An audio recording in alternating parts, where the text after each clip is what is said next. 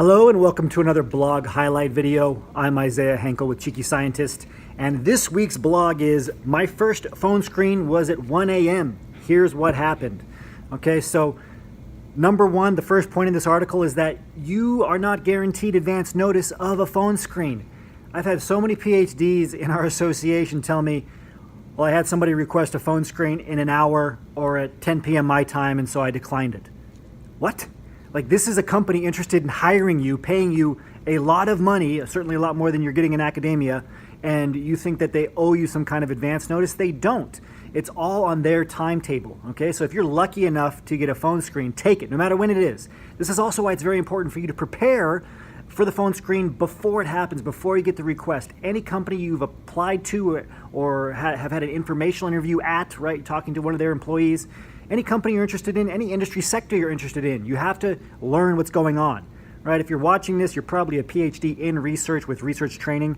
Guess what? Do your research on the company, the sectors, see what mergers and acquisitions are happening, see why the companies you're interested in are hiring. You might get asked that question, why do you want to work here? Do you know why we're hiring? Do you know? Find that out. Do your research before, because what it looks like on the other end, and we've done a lot of hiring ourselves, and I can tell you I've done a lot of hiring. I can tell you that you get a chance to sit down and review candidates, and that's when you're making phone calls, right? Whenever you get that time during the day.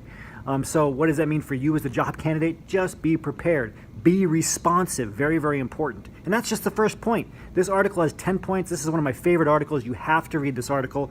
The second point, it's not a casual conversation, right? You're not just chit-chatting. You're not talking about the weather.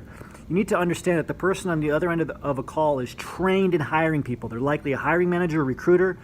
So they're going to be friendly, maybe, but they want to get down, they want to figure out if you're the type of person that they can work with. They're being strategic on the other end. They're seeing how personable you are, but they're also going to test your knowledge a little bit. They want to see how you respond. What's your energy levels like?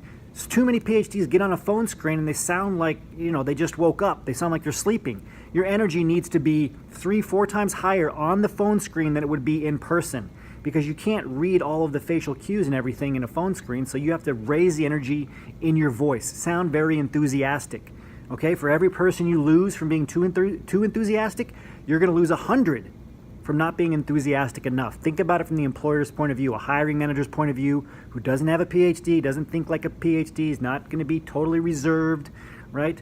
They want somebody who's enthusiastic about the position. That's very important. That's just the second point. There's 10 points total. The next one is don't ignore their personality. If you want to learn about that point, about the rest of the article, read it now. It's very, very good. If you want to get on our emailing list, go to PhDs Get Hired, put in your name and email address, and you'll get all of our blog articles sent to you every week.